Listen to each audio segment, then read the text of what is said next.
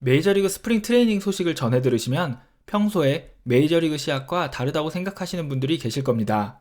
메이저리그를 잘 아시는 분들은 익숙하시겠지만 이제 메이저리그를 막 접하시는 분들을 위해서 오늘은 스프링 트레이닝에 대해서 이야기하겠습니다. 우선 스프링 트레이닝 기간 동안 각 팀의 선수들의 중요한 목적은 정규 시즌 시작 전에 풀 시즌을 치르기 위한 컨디션을 만드는 것입니다. 그리고 각 메이저리그의 팀은 로스터에 있는 선수들 외에도 여러 선수들을 초청하게 됩니다. 초청 선수는 양현종 선수처럼 선수 경험이 많은 베테랑 선수이거나 아니면 아직 메이저리그에서 올라오는 중인 마이너리그 유망주들입니다. 베테랑 선수의 부활을 기대하거나 마이너리그 유망주에게 메이저리거들과 함께 훈련하고 경기를 하면서 경험을 쌓게 하는 기회를 부여하는 것입니다.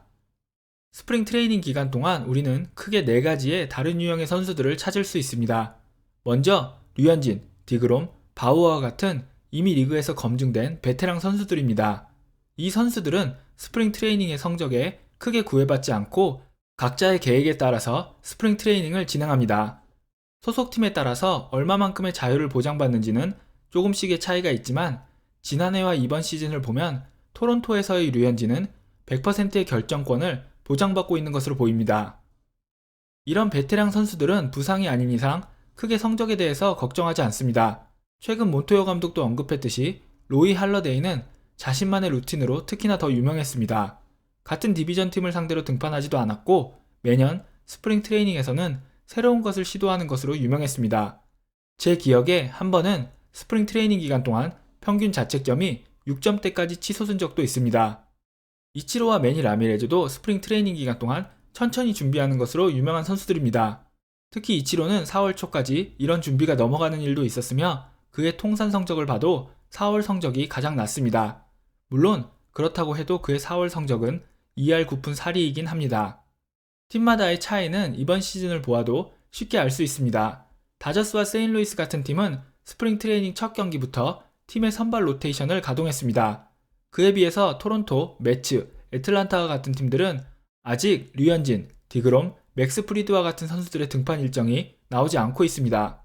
최근 등판한 바우어는 자신의 제구나 공에 대해서 크게 걱정하지 않는다며 현재는 스프링 트레이닝이 끝나기 전까지 등판 때마다 15개씩 투구수를 늘려나가는 것에 집중하겠다고 했습니다. 물론 주전 자리가 보장되어 있고 개막 로스터 합류가 확정적이라고 해도 많은 시간적 배려를 받지 못한 선수들도 있습니다. 이번 시즌 카반 비지오나 게레로 주니어와 같은 선수들은 이런 경우에 해당합니다. 카반 비지오는 이번 시즌 새로운 포지션에 적응해야 하며 라인업에서도 새로운 역할을 맡게 될 것 같습니다. 이들은 수비, 타격과 같은 팀의 코치들이 설정해준 목표치를 시즌 시작 전에 달성하려고 노력하며 첫 번째 유형과는 달리 스프링 트레이닝 초반부터 경기에 자주 출전합니다. 초청 선수들 중 구단의 유망주인 선수들은 메이저리그의 합류가 목표라기보다는 코치진에게 조금 더 인상적인 모습을 보여주는 것이 목표입니다. 역시 토론토 기준으로 말한다면 그로샨스, 오스틴 마틴, 마노아, SWR과 같은 선수들은 스프링 트레이닝 기간 동안 최대한 인상적인 모습을 코치진에게 보여주어 시즌 중 콜업을 노리는 것입니다. 지난해의 네이트 피어슨 역시 스프링 트레이닝 성적과 상관없이 시즌이 시작되면 버팔로 합류가 정해져 있었습니다. 토론토의 리리아노나 텍사스의 양현종과 같은 경우는 코치진에게 인상적인 모습을 보여주는 것에 그치는 것이 아니라 개막 로스터 합류가 목표인 선수들입니다. 바로 이 유형의 초청 선수들이야말로 스프링 트레이닝에서 100%를 보여줘야 하는 선수들입니다. 메이저리그의 스프링 트레이닝 규칙은 굉장히 유연합니다. 시합을 하는 두 팀이 합의만 한다면 정규 시즌에서 볼 수 없는 많은 모습들을 볼 수 있습니다. 러셀 윌슨과 같은 야구선수 출신 타종목 선수들이 스프링 트레이닝 기간 동안 메이저리그 팀에 합류해서 시합을 치르기도 하며 윌 페럴, 빌리 크리스탈 같은 배우들이 영화 홍보를 위해서 선수로 뛰기도 합니다. 특히 윌 페럴은 헬리콥터를 타고 구장을 돌면서 하루에 9개의 다른 팀에서 9개의 다른 포지션을 소화하는 퍼포먼스를 보여주기도 했습니다. 이번 시즌은 특수 상황으로 인해서 스프릿 게임이 없어지고 게임 수가 줄어들었으며 각각의 구단에게 더 큰 자유가 주어졌습니다. 참고로 스플릿 게임은 팀을 2개로 나누어서 같은 시각 서로 다른 2개의 구장에서 같은 팀의 경기가 열리는 것을 이야기합니다. 작년에 제가 플로리다에 갔을 때 보아 카반 비디오를 보러 더니든 구장에 갔더니 거기서 일하는 구단 직원이 제게 보아 카반은 지금 필라델피아 구장에서 시합을 하고 있다고 이야기해 주어서 다행히 시합 전에 스펙트럼 구장에 도착할 수 있었습니다. 만약 여러분이 스프링 트레이닝에 가신다면 원하는 선수를 보기 위해서는 스플릿 게임인지도 확인하고 가시는 것을 추천해드립니다. 엉뚱한 구장에 가서 다른 구장에서 뛰고 있는 선수를 기다리는 일은 없어야 하니까요. 선수들의 하루 스케줄도 정규 시즌만큼 타이트하지 않습니다. 선수들은 시합에 뛰지 않는다면 팀과 같이 이동하지도 않으며 경기에서 끝까지 남아있지도 않습니다. 이번 시즌 토론토의 스프링 트레이닝 스케줄은 오전 7시 30분에 시작하며 대부분의 팀 훈련은 12시를 전후해서 끝납니다. 일반적으로 스프링 트레이닝 경기는 오후 1시에 시작하기 때문에 대부분의 선수들은 경기가 시작되기 전에 퇴근합니다. 이 부분은 김강현 선수도 예능을 통해서 이런 분위기가 적응이 안 돼서 개인 훈련이 끝나고 어떻게 해야 할지 몰라 류현진 선수에게 전화를 했더니 류현진 선수가 그냥 집에 가면 된다라고 이야기해줬다고 밝힌 적이 있습니다. 이는 시합에 출전한 선수들에게도 적용이 됩니다. 스프링 트레이닝 기간 동안은 선발 출전한 선수들은 교체가 되면 경기 종료까지 기다리지 않고 각자 알아서 퇴근하는 것이 불문율입니다. 스프링 트레이닝 경기 중계를 보다 보면 4회나 5회 분할 화면으로 선발 투수나 교체되어서 나간 선수들이 미디어 인터뷰하는 장면을 보실 수 있는데 정규 시즌처럼 시합이 끝나고 다 같이 하지 않고 경기 중간중간에 이렇게 인터뷰를 하는 이유는 해당 선수들이 퇴근을 해야 하기 때문입니다. 즉, 일찍 교체된 선수들은 미디어 인터뷰까지 마치고 나면 시합 종료를 기다리지 않고 각자 따로 퇴근합니다. 한 경기의 목적이 이기는 것이 아닌 경기력 향상과 시즌 준비에 있기 때문에 동점이라도 따로 연장전을 진행하진 않습니다. 특히나 이번 시즌은 양팀이 합의한다면 6회부터 시합을 종료할 수 있게 되었습니다. 선수 운용뿐 아니라 여기에서도 각 팀의 분위기를 짐작해 볼 수 있는데요.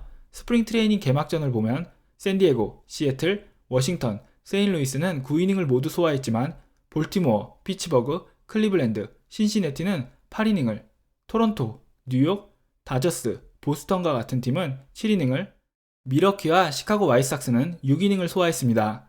마이애미 요청에 의해서 세인루이스는 두 번째 경기를 7이닝만 소화했는데요. 마이크 매덕스 투수 코치와 마이크 실트 감독은 줄어든 경기 수에 이닝 수까지 줄어들게 되면 시즌 전 선수들이 충분한 경험을 쌓지 못할 것이 걱정된다고 말하면서 휴식일에 팀 내 청백전을 통해서 부족한 경험을 채우려고 한다고 밝혔습니다. 이에 반해서 토론토는 첫 두 경기를 7이닝 경기로 치른 후에 세 번째 경기에서는 이닝 수를 더 줄여 6이닝으로 줄였습니다. 몬토요 감독은 선수들이 실전 감각을 쌓는 것도 중요하지만 부상을 당하지 않고 건강하게 개막전을 맞이하는 게 가장 중요하다고 토론토가 단축 경기를 선호하는 이유에 대해서 말했습니다. 미디어 자료에 따르면 토론토는 세인루이스처럼 청백전을 자주 하지 않고 있으며 가끔 열리는 청백전에서도 초청 선수 위주로 경기를 진행하는 것으로 알려져 있습니다.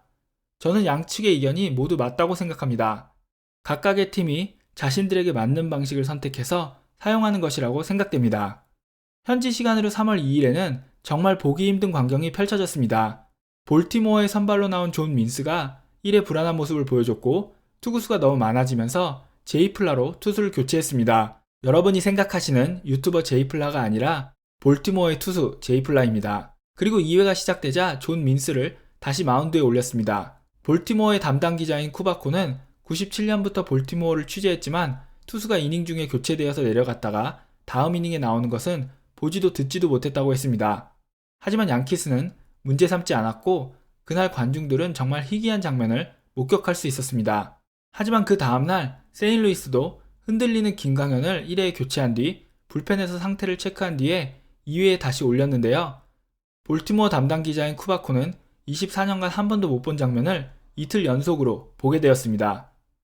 다음 주부터는 각 팀의 주력 선수들이 더 많은 경기와 이닝을 소화할 것으로 기대되는 가운데 이 영상이 여러분이 스프링 트레이닝을 좀 더 즐겁게 즐기시는데 도움이 되기를 바랍니다. 오늘 준비한 이야기는 여기까지입니다. 여러분 모두 좋은 하루 보내세요.